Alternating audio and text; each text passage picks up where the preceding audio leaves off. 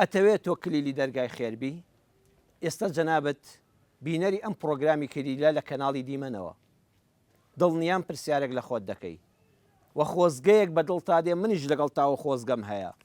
خۆزگە من ئەو کەسە بم کە کلیلی کردنەوەی دەرگای خێر بم. خۆزگە من ئەو کەسە بم کە بەدەستی من دەرگایەکی شەڕ هەیە کلیلی ئەدەم و هەتا ئەم شەڕەدا دەخەم.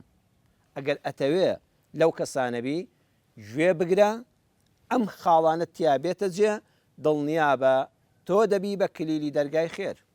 ئەو کاتە فەتوبە لەک، دڵنیا بە خۆشی بۆ تۆ، سەربەرزی بۆ تۆ، ئاسوودەیی بۆ تۆ، بەرەکەتی ماڵ بۆ تۆ، شەفاعەتی پێغەمبەری خوا صلی الله عليه وسلم لە قیامەتا بۆ تۆ. یەقینت هەبێ چونکە دەرگای خێرت لەسەر خەڵک کردەوە، خوا لە کاتی تنگانەکانی ژیانە دەرگای خێرت لەسەر دەکاتەوە. دڵنیا بە چۆن دڵی خەڵکت خۆش کرد، هەر لەم ژیانەدا بە چاوی خۆت دەیبینی پەروەردگار ئاوا دڵت خۆش دەکاتەوە. چۆن ماڵی خەڵکت دەرگاکەت لەسەر کردەوە و ماڵەکەت ئاوەدان کردەوە، پەروەردگار ماڵی قیامەتت ئاوەدان دەکاتەوە. دەگوێ بگرە بۆ ئەوەی کەوا کلیلەکە ددانی هەیە. هەمومان کلیلمان بەڕێزان بینیوە، هەموو کلیلێک ددانی خۆی هەیە. ددانەکانی کلیل ئەگەر یەکیان نوقسان بێ، ئەم کلیلە بەشکا و حیسابە، ئەم کلیلە دەرگاکە ناکاتەوە. خاڵی یەکەم، ددانی یەکەم لە کلیلی کردنەوەی دەرگای خێر بریتە لە ئیخلاس. بەڵێ بریتە لە ئیخلاس. ئیخلاس یعنی دڵسۆزی، نێتی پاکی ناو دڵ و دەروون. قورئانی پیرۆز لە سوورەتی ئەنیسا ئاەتی 35 بابەتێکی زۆر سەرنجڕاکێشمان نیشان دەدا، دەفەرمێ ئین یوریدا ئیصلاحا یوفق الله بینهما. کاتێک کە ژن و مێرد ناکۆچیان دەبێ، پەروەردگار ڕێنماییان دەکا یەکەم جار کێشەکە لە ماڵی خۆتانەوە مەبەنە ئەو دی و دەرگای مەدخەلی ماڵەکەتان. ئەی ژن و مێرد خۆتان ژیرانە بە چەند ڕێگایە کە قورئان لە سوورەتی ئەنیسا دیاری کردووە چارەسەری بکەن.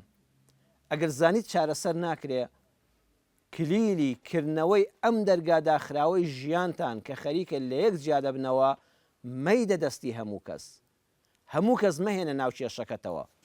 گرفتی خێزانیت خوشک و برای شیرینم بۆ هەموو کەس باس مەکە. خوا دەفەرمێ دوو حەکەم بانکە، دوو کەسی دادوەر، یەکیان لە کەس و نزیکان و خۆشەویستانی خژنەکە، یەکیان لە کەس و کار و نزیکانی پیاوەکە. ئەم دوو کەسە با دانیشن گفتوگۆ بکەن لەگەڵ ژن و پیاوەکە بەیەکەوە، دواتر جیابەجیا قسەیان لەگەڵا بکەن، سەرچاوی کێشەکە بزانن، سەرچاوی گرفتەکە بزانن، هۆکاری ژیانتاڵی ئەم ژن و مێردە بزانن، هۆکاری داخستنی ئەم دەرگای خێرە بزانن. پەروەردگار دەفەرمێ مەرجی سەرکەوتنی ئەم دوو حەکەمە، ئەم دوو دادوەرە بۆ کۆتایی پێهێنان بە کێشەی نێوانی ئەم ژن و مێردە ئین یوریدا ئیصلاحا. خوا سەیری نێتی ناو دڵیان دەکا. ئەگەر نێتیان خاوێن بێ، ئەگەر نێتیان بۆ خوا بێ، ئەگەر فوو لە ئاگر نەکەن، ئاوی ڕەحمەت بە ئاگری نێوانی ئەم ژن و مێردەداکەن، یەقینتان هەبێ خوا بەرەکەت دەخاتە قسەکەیانەوە. دڵنیابن خوای پەروەردگار لەسەر زوبانی ئەوان ئیصلاحی ئەو ژن و مێردە ناکۆکە دەکا. ئەم بابەتە زۆر گەورەیە. ئین یوریدا ئیصلاحا یوفق الله بینهما. ئین یوریدا ئیصلاحا ئیخلاسە. پەروەردگار دەفەرمێ ئەگەر دەتەوێت کلیلی دەرگای خێربی، هەمیشە ئیخلاست هەبێ بینی خۆت و خوا.